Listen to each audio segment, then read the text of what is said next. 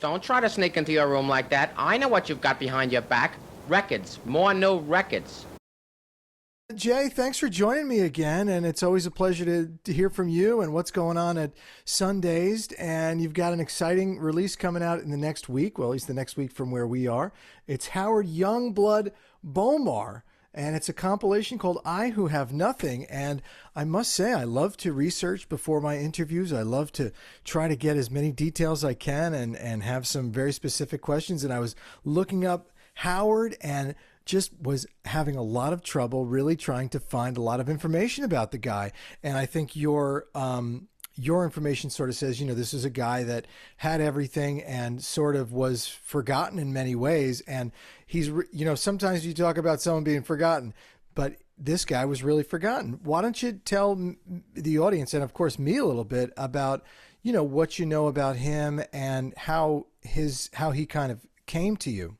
I think that the fascinating part really starts with just how we discovered this, Howard in general, how he became on our radar, which one of the catalogs we own is the Jetstar Records catalog, which was a subsidiary of Abanac, who's probably most famous for doing the Five Americans, Western Union. Right.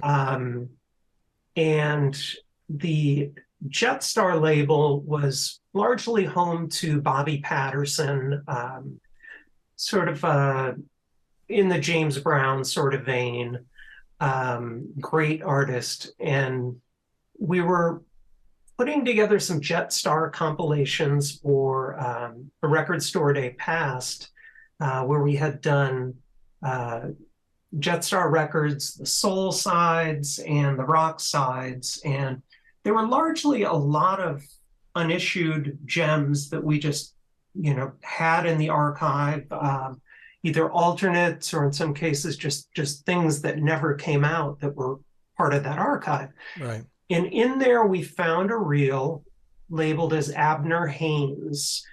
And we didn't know much about it. And in fact, we kind of just kicked it aside for quite a while. We've got quite a tape vault. And so there's a lot of stuff that, if you have a question on something, you back burner it and just grab something else that's really exciting. Wait for something. And so I pulled it out and just, since it was Jetstar, and wanted to see if we could figure out what it was and see if it could be something included in the set.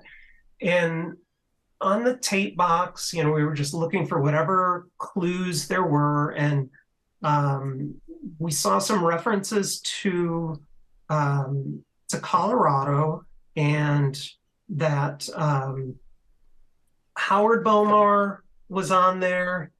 And additionally, his then wife was on there as well.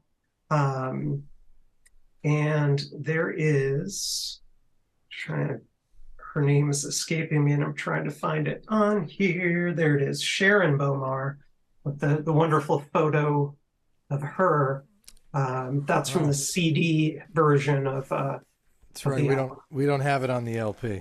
It's not in the LP. We were just looking for something to utilize all the space, and it's odd. Normally we're giving more with the LP, but in this case, the CD, at least visually. Right. But in this case, yeah, you get one extra thing with the visually with the CD version. But so we were hunting down, trying to find out who these people were. It was largely instrumental stuff. And we, in just kind of looking at the year that tape was recorded, looking at the Abner Haynes name and the fact that it was in Colorado at that time, all signs started pointing to it being a recording of an NFL player, Abner Haynes. And he, I think part of, he was a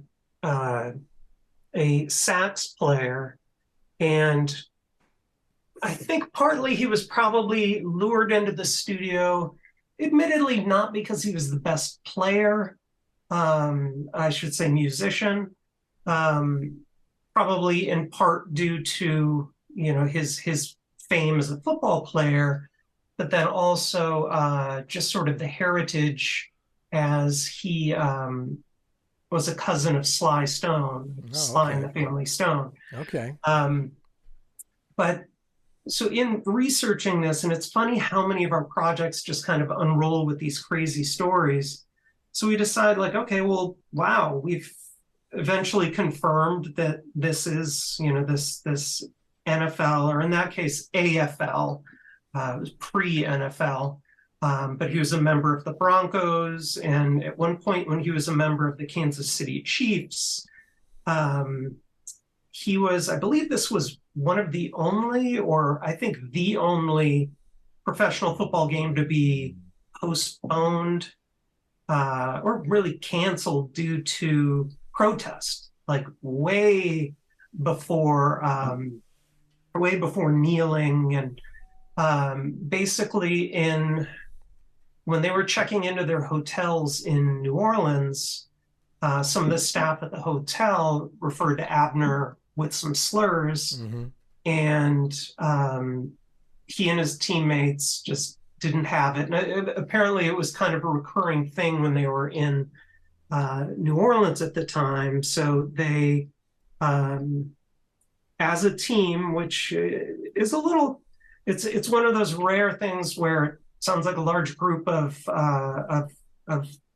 the white folks did the right thing, is the largely white team stood up for him in protest and decided that they would, as a team, refuse to play the game in New Orleans. So Wow. they ended up relocating this game in 1965 to another stadium. So they ended up, the only other time I'm aware of things like that happening with other stadiums is like if there's a weather thing where they play in somebody else's, but Right. it was just interesting. So there's a bunch of articles online about some of the social impact of this guy, Abner Haynes. But so in finding him, we then found Abner. Well, Abner Haynes is still alive, and we haven't spoken to him directly, but we worked a lot with Abner Haynes Jr., his son, who had no idea that his dad ever even played an instrument, let alone went into the studio to record one. Okay. And so that was fascinating in itself. But while Abner came with that story and was sort of the glue that held those recordings together, we were most taken by the vocals, which were, Sharon and Howard Bomar. And so we immediately were like, well, we've got to find out more about these people, and quickly found out that they had done, or she had never recorded anything, which is a real shame, aside from what we have on the album, because she's got a powerful set of chops too. But Howard had, for the most part, just recorded two 60s 45s, early soul stuff, great stuff.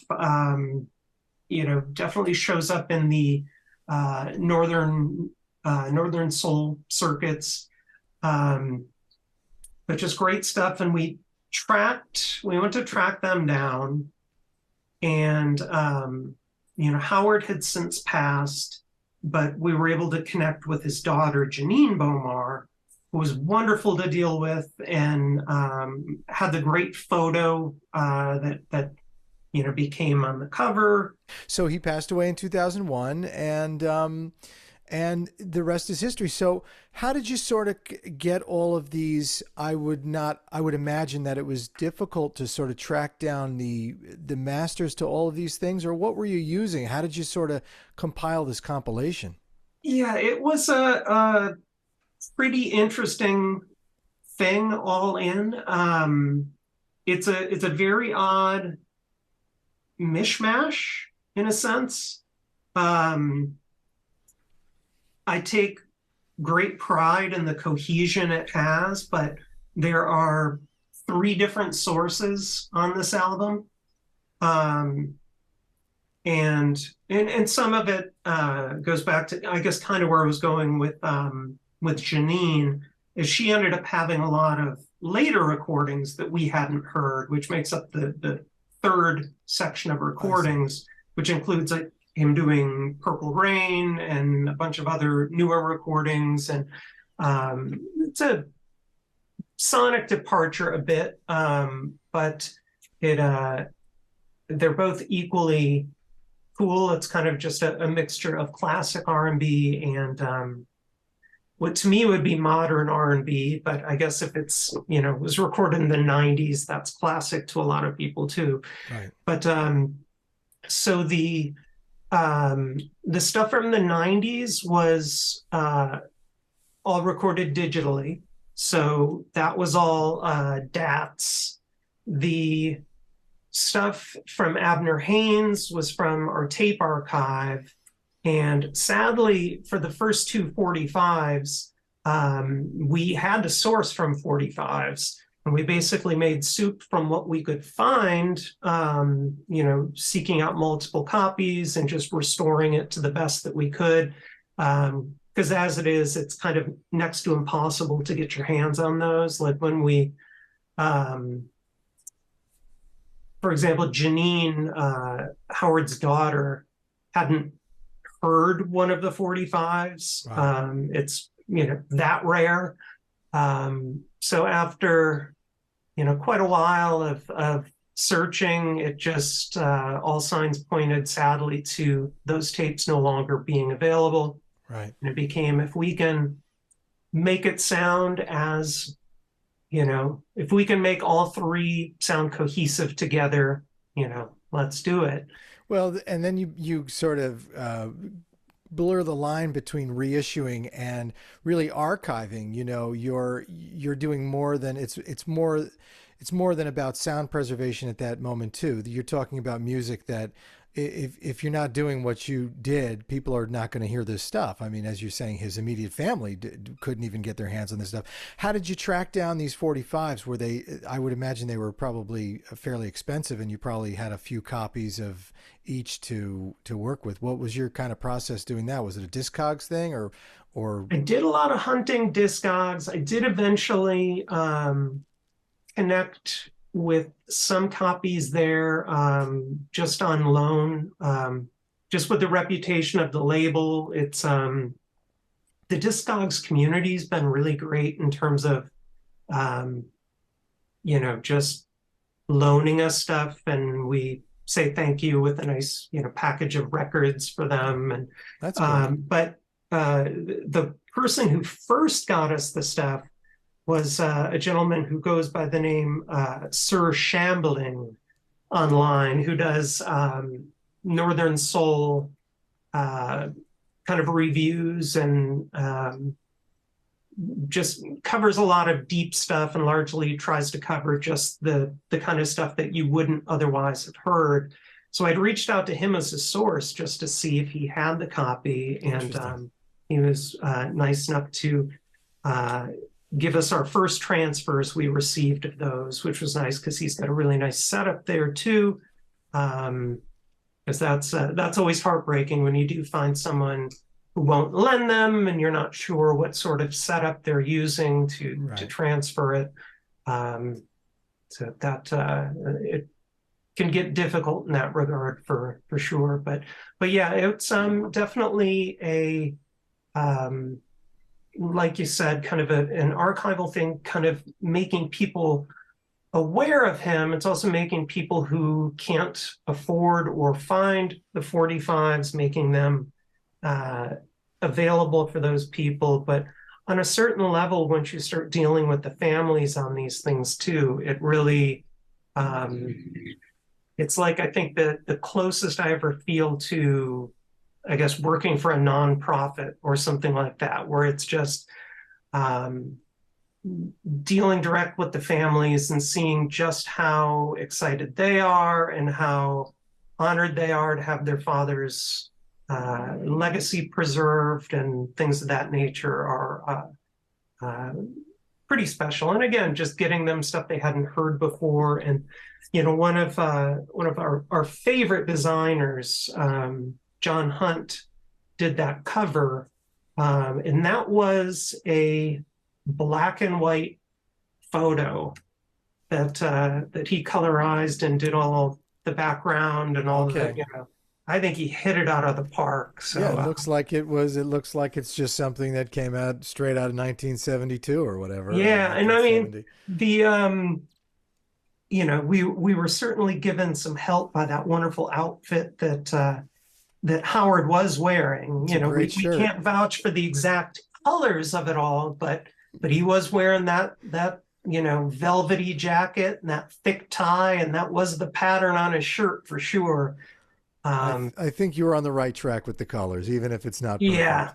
Yeah. And John generally does pretty deep research, and we usually find he does the same too, but we'll usually give him a couple similar era LPs as references and just say, this is kind of what we're feeling, and do his best to only pick fonts that were in use at that time, and Right. sort of techniques, and he's a special guy. So were the 45 transfers on here from the two? It was two 45s, right? Correct. Two 7 inches. Correct, and those are the first 4 songs on the album. And are what people hearing the transfers from the your Sir Northern Soul from Discogs? They're dramatically different than all. They were still restored and remastered by Joe Lizzie, who we use most frequently these days. And so everything was fully both first and foremost restored, to where lots and lots of headphone listens, just making sure any surface noise that was there could be controlled without limiting frequencies, or kind of fixing things without harming what's there, which is always the tough part. And that's where getting clean copies is the head start, and then getting multiple is great too, because maybe the start of this one is a little rough, but the end of that, or but the end is perfect, and you find one that's vice versa. And so it's a lot of work. It's certainly not just copying it and putting it on there. It's we take pride in it sounding as good as it does, because to me it sounds like a very cohesive record, and really we wouldn't put it out if it didn't. There's been some stuff that we put off in some cases for years because we couldn't find suitable sources. Like, I know the most notable, I think, and it's fun because I think we got a lot of credit for it, was our Gabor Szabo Dreams reissue. That one we had an agreement for, it was like 12 years, and hadn't done anything with it because we couldn't find tapes. Nothing else sounded quite right. Nothing sounded good enough. We couldn't even get a suitable LP transfer because they were all, we couldn't find a LP that sounded good. We think they were, so it was originally released on Sky Records, right, and it was an artist-owned label. But yeah, it was definitely had that budget feel, and they used just didn't use the highest quality pressing plants, and it's hard to say how what they used as source material too, or what the setup was, who the cutter was, but that's one of those when we were able to both get an all analog cut out there, and just properly mastered and well pressed copy out there. It's one of those times where we can very confidently say the reissue sounds better than the original. Right. I would say that about these, this over the 45s too, in my opinion. Well, especially if, and I don't know if it's something you did on this particular record, but your comment about taking the best part of the beginning of the song and putting it together with the best part of the end of the song on another record is pretty fascinating. I've never thought of that happening before. Even with Needle Drops, I've always thought, well, they found the best thing, but maybe the best thing is not available. It doesn't exist, and you have two thing, it's like that's a record collector's dilemma, right? Side A is in mint condition, but side B is so scratched. What do I do with this thing? Well, wait until you find one with a mint side B. Yeah, but then that gets crazy, right? Then you have all these then you're explaining to your wife while you have all these half destroyed records in your collection. You don't want to go there. But it's interesting too. I noticed that Gabor Szabo is restocked at Vinyl Me Please again, that version. So that's your version with them? This is I think the one that's currently available, although by the time anybody sees or hears this interview, it'll probably be gone. But that was an analog. That's a AAA version of that. Yeah. AAA, and that one was through Sterling Sound. We're actually, our office is now located in North Carolina, but at the time, we still are paying rent on the Nashville office, but at the time we were primarily based in Nashville. So it was nice and easy to just drive the tapes on over, give them to the guys at the Nashville office at Sterling and get them cut and not have to worry about it, which is always that's one of the big hurdles with a lot of things with tape is, just the worry of transport. I mean, it's worrisome enough with vinyl, but when you're looking at a one of a kind type thing, it's stressful. There's a lot of things that when it comes to one of a kind things, in addition to heap loads of insurance, we're shipping things overnight more for safety than urgency. Right. Just taking the approach that if they're in a rush to get it there tomorrow, it's less likely to be set on somebody's desk and not, or set aside somewhere or sit in an odd truck, Yeah, sit somewhere for the weekend or something like that. So, okay, so that's the first leg of tunes on this.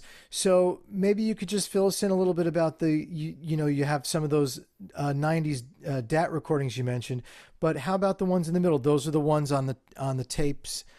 Now, did you find, were those the recordings on the tapes in your vault, or you really found the other tapes in the vault that led you to the Bomar family, or where did it, am I These right about were that? So the first four are from his first 245s, his only 245s. And then there are 1, 2, 3, 4, 5, 6 that are from our reels from the old Jetstar archive, and those are the ones with Abner Haynes, and some of those cuts were also on the Jetstar Soul Sides comp, but not all of them. And then on the LP, there are 2 from the family provided DATs. Which is his cover Purple Rain and pretty fun number called She's a 911. She's a 911. Yeah. She's an emergency. So those are the 2. So the LP just gives you that dabble of the future. Then when you get to sorry about the noise. When you get to the CD version, there's the full breadth of his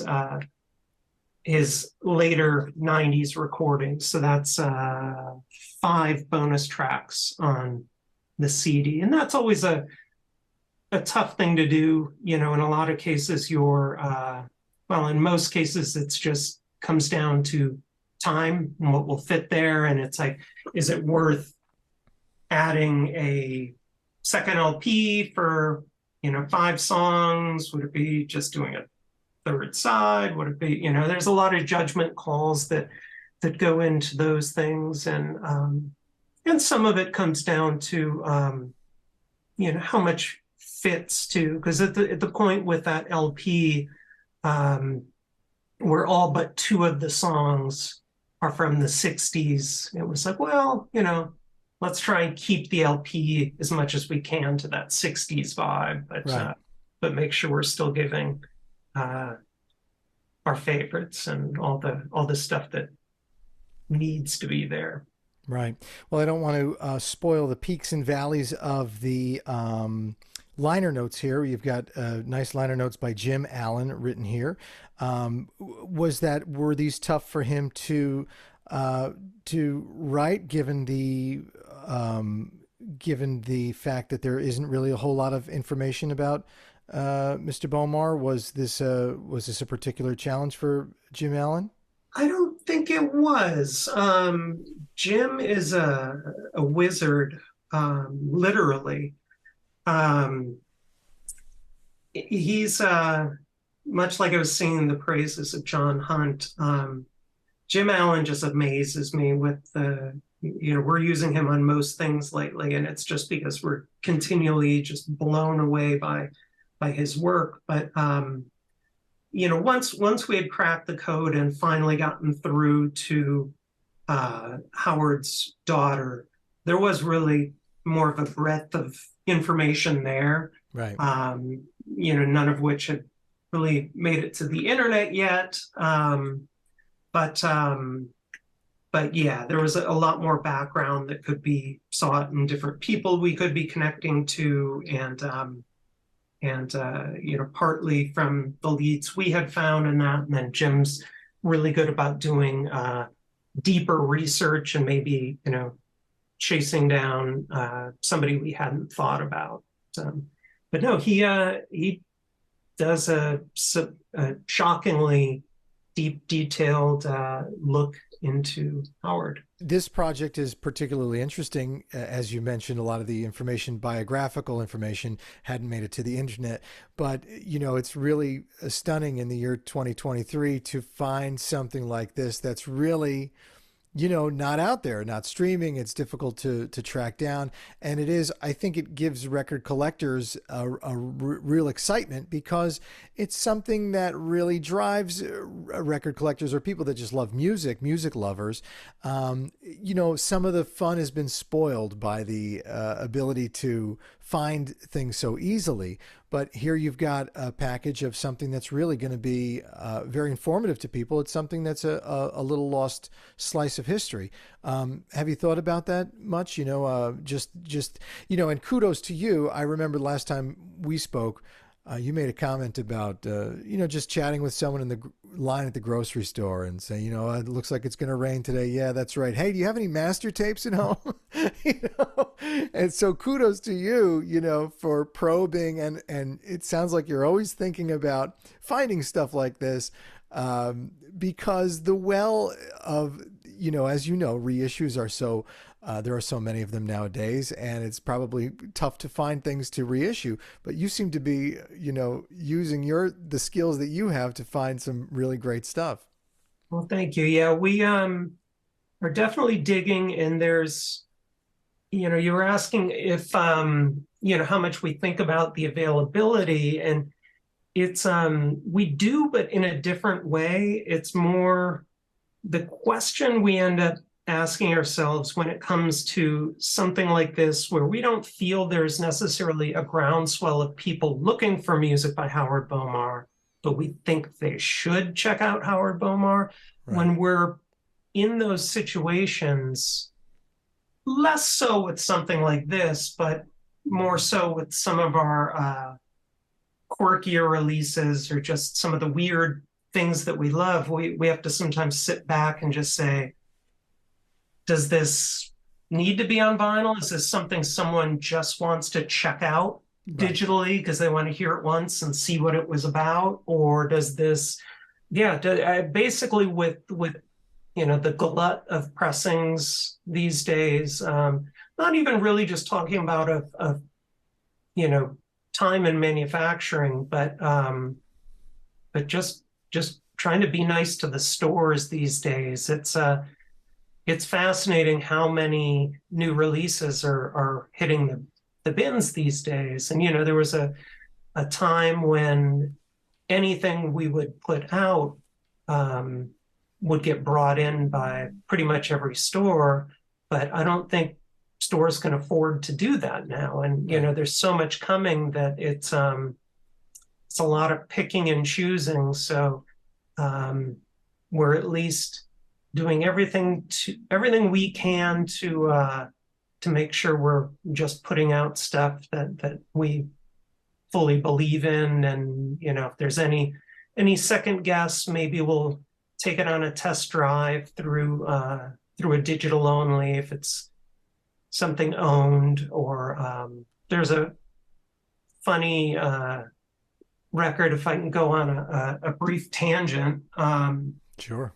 That we found in our archive of owned masters that was labeled, and this is currently digital only, but I want it to blow up so we can go bigger because it's just such a funny thing. But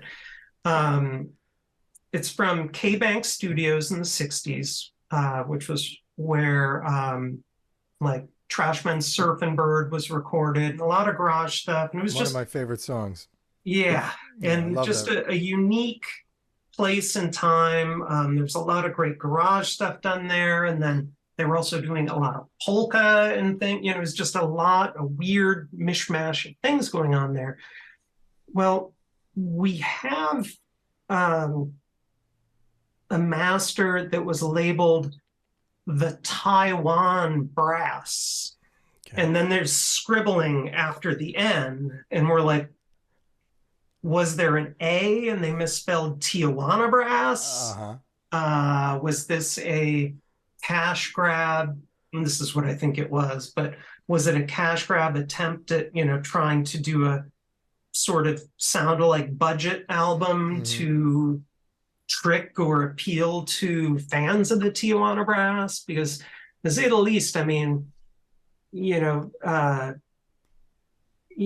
Albert and the Tijuana Brass, for those who don't know, Herb Albert is the A in A&M Records. So, I mean, he had his own label at the time. He had his own studio.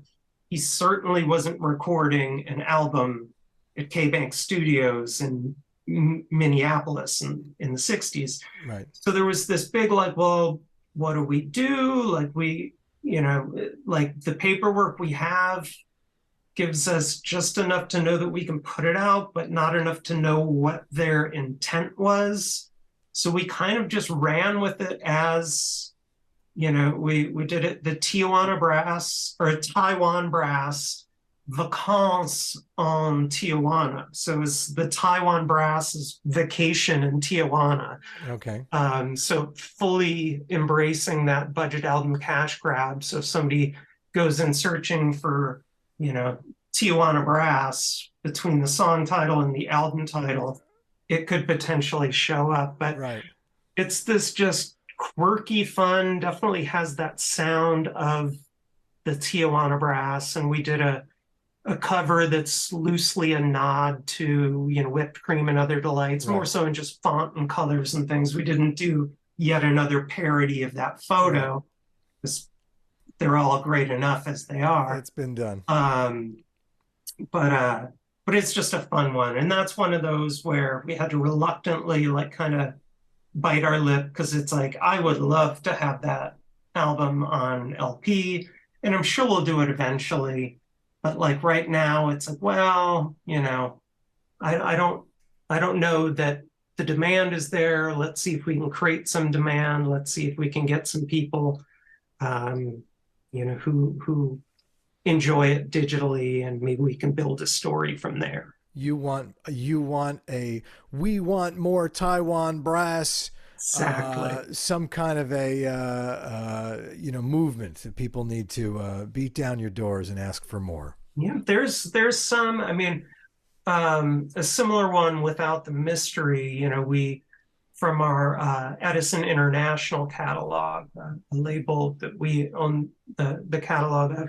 They had a organ record by John Duffy, It was Oregon.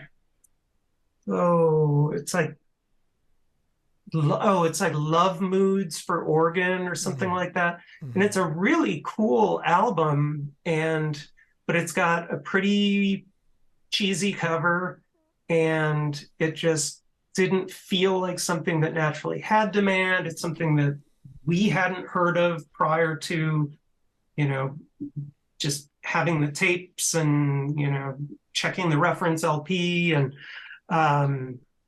so we put that up digitally, and we got probably about a dozen people who were like, "Oh my God, when is this coming out on LP or CD?" And it was just really fascinating to see. So it had us, scratching our heads, wondering if we should. And to be honest, we're still not sure on that one. But Right.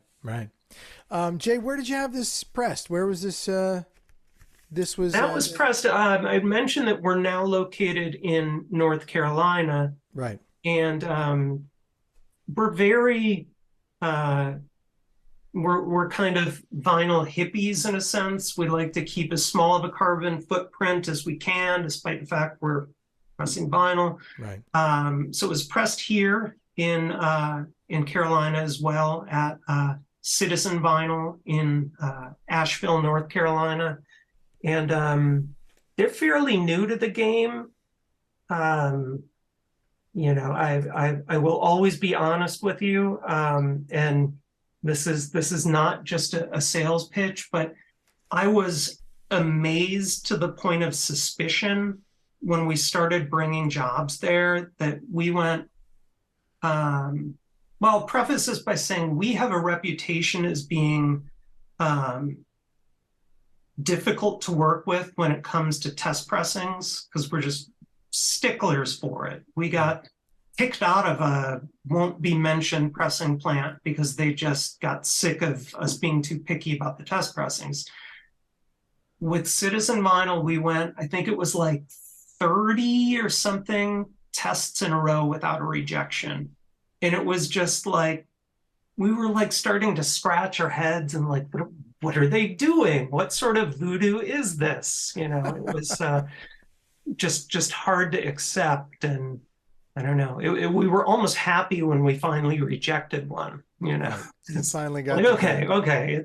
It's not our ears. It's okay. It's possible. They can make, they could do something better once and for all. So what else should people know about this really interesting project, an enjoyable record? What else would you want people to know about this to entice them to pick it up and put it on the turntable? Well, I mean, one other thing on the quality too, combining both the last conversation and this, I think we've kind of figured out there's the science of getting who's hot with things. And, we are doing most of our pressing, as I mentioned, in this case, and most of our pressing these days at Citizen. We're cutting at this point almost exclusively with Kevin Gray, who we just love his work tremendously. And they don't get mentioned much. We're very pleased with the quality of Nipro when it comes to plating.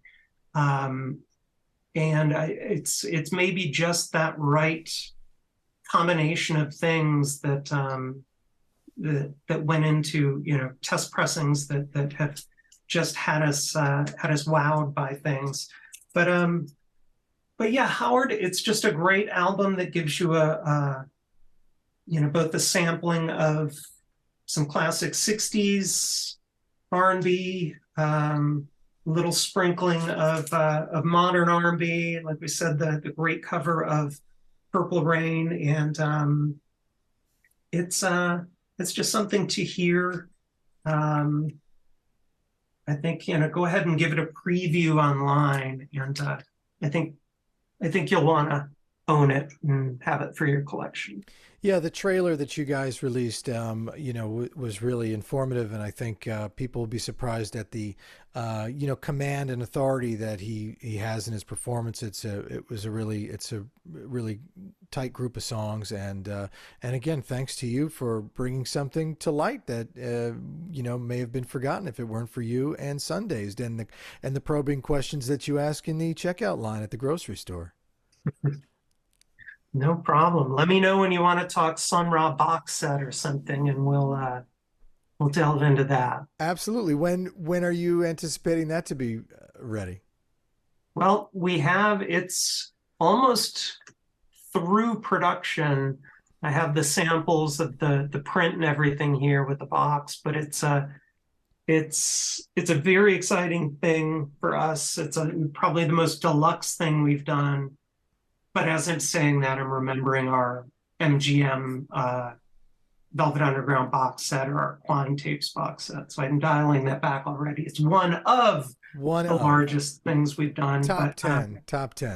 It's our first delve into Blu-ray, as it's a deluxe edition of the soundtrack to Sun Ra's iconic film Space is the Place, where you have the Blu-ray, the DVD, 3 LP soundtrack, book in a nice box, and the original soundtrack as it came out, which actually wasn't issued until I think it was the late 90s that it was sort of culled together and put out as a soundtrack. That already, encapsulated 2 LPs worth of music. But there's a full 3rd LP of completely unheard Ra that, most of his recordings that get released, the stuff he would do on his own Saturn label, they would record every show and then they would just kind of cherry pick tracks and put things together. And a lot of the stuff that sounds like studio recordings were actually just live recordings that you can't find any audience and they sound great. But since it was all recorded for the film, it's a rarity to find more, Sun Ra studio recordings. And it's a lot of the poetry stuff. So it's, the music's as crazy as you want it to be, but then it's, he and June Tyson kind of doing poetry over the majority of that additional LP. And it's a really exciting one for us, and just having that, just getting the film finally out in the US on Blu-ray. It was out. There was a import from Germany, I believe, that was available, but it'll be the first time that it'll be available on Blu-ray in the US, and so we're excited to be doing that and kind of delving into. And it's got a outer space employment agency tote bag inside too, to just, instead of paying for I guess it goes back to our hippie thing, instead of paying for some sort of cardboard insert to keep things safe from bouncing around in the box, we're like, nah, let's just put the money into a tote bag. And his Sun Ra's office in the film is in the outer space employment agency, so we just took the logo from the film. Well, that's good. Well, here in New Jersey, plastic bags are now outlawed. So if I get my hands on the box set, I would certainly use that tote bag on my next trip to the grocery store for sure. We're all in favor of that. They should actually, nobody talks about it, but I'm only aware of one chewing gum company that doesn't use plastic. So chewing gum, single-use plastic, just like a paper bag or a plastic bag that serves less purpose. It's sad. Once you start thinking about this stuff, it's hard to not see it and think about it, right? Mm-hmm. Yeah, absolutely. Well, certainly when the box set is a little closer to fruition, let's talk about it when it's released. Cool. That sounds awesome. Good to see you again, and maybe I can travel there one time and we can go through all those records behind you. It would be my pleasure. Next time you're in New Jersey or New York, give me a ring. It'd be fun to have a coffee or something. Sounds good.